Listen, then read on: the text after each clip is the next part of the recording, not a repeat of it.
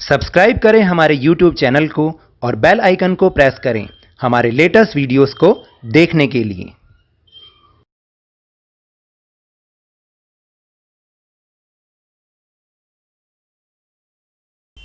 Hello and welcome to Lavneesh sir की class. आज की ये शिक्षा निदेशालय राष्ट्रीय राजधानी क्षेत्र दिल्ली की वर्कशीट नंबर 62 जो कि क्लास 9th के स्टूडेंट्स के लिए है। यह ली गई है सामाजिक विज्ञान के भूगोल विषय से और इसमें हम समझ रहे हैं पाठ 5 प्राकृतिक वनस्पति तथा वन्य प्राणी पाठ के मानचित्र कार्य को। तो देखिए, आपके पेपर में 6 नंबर का मानचित्र कार्य के ऊपर आधारित प्रश्न आएगा, जिसमें से एक पाठ ये भी है कि जिसमें कुछ मानचित्र आधारित कुछ कार्य है, क्रियाकलाप है, उसको हम कर रहे हैं और समझ रहे हैं। तो आज की वर्कशीट में हम इसी के ऊपर डिस्कशन करेंगे। तो चलिए शुरुआत करते हैं मेरे साथ और समझने की कोशिश करते हैं।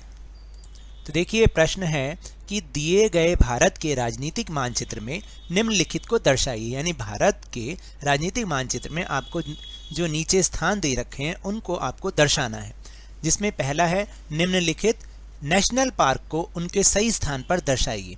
जो नेशनल पार्क हैं ये कौन कौन से हैं एक बार देख लेते हैं।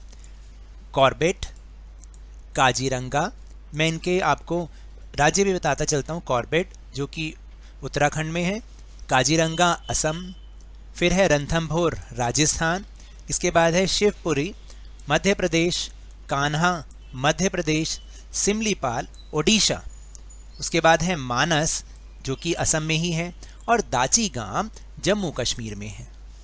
तो इस तरीके से हमें अब इनको भारत के मानचित्र में दिखाना भी होगा। फिर इसके बाद एक दूसरा प्रश्न भी है कि निम्नलिखित वन्य प्राणी अभय वन को उनके सही स्थान पर लिखिए, जिसमें पहला है सरिस्का जो कि राजस्थान में है, दूसरा है मुडुमलाई, नाम से ही समझ में आता है कुछ दक्षिण भारतीय राज्य शायद हो सकता है, तो वो है तमिलनाडु, और तीसरा है राजाजी जो कि उत्तराखंड में स्थित है। तो चलिए एक बार अब हम इनको देखते हैं और समझने का प्रयास करते हैं कि भारत के राजनीतिक मानचित्र में इनका सही स्थान हम कैसे भरेंगे। तो देखिए, जो नेशनल पार्क हैं उनको मैंने ग्रीन डॉट से दर्शाया हुआ है। किससे? ग्रीन डॉट से। और जो वन्य प्राणी अभय वन हैं उनको मैंने ब्लू डॉट से दर्शाया हुआ है।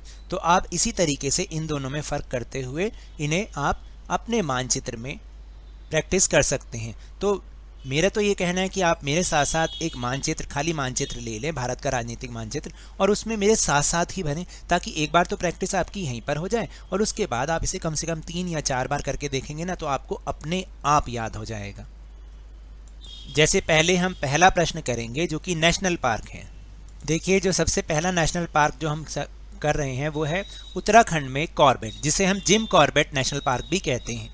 उसके बाद अगर आप उत्तर पूर्व की तरफ जाएं तो असम में 2 नेशनल पार्क हैं। मानस, ये तो बाघ के लिए रिजर्व है, मानस बाघ रिजर्व, और एक असम में ही काजीरंगा है जो कि एक सींग वाले गैंडों के लिए प्रसिद्ध है।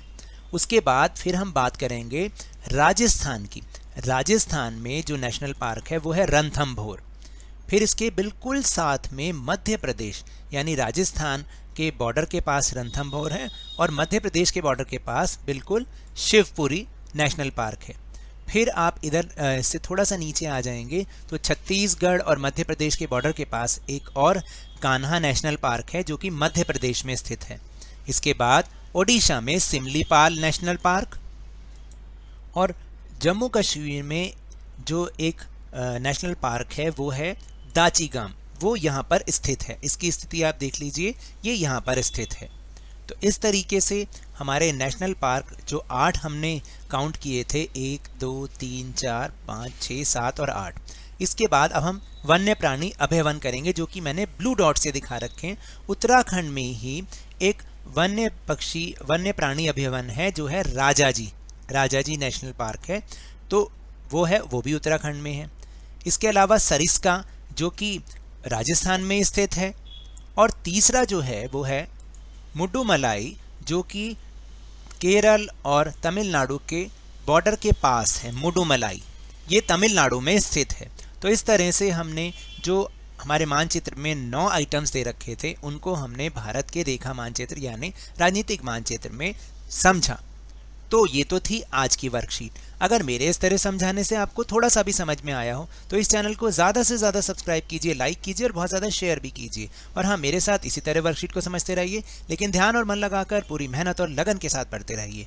और अगर आपको कोरोना वायरस से बचना है तो मास्क जरूर लगा के रखिए, क्योंकि जब तक दवाई नहीं तब तक कोई ढिलाई नहीं। धन्यवाद।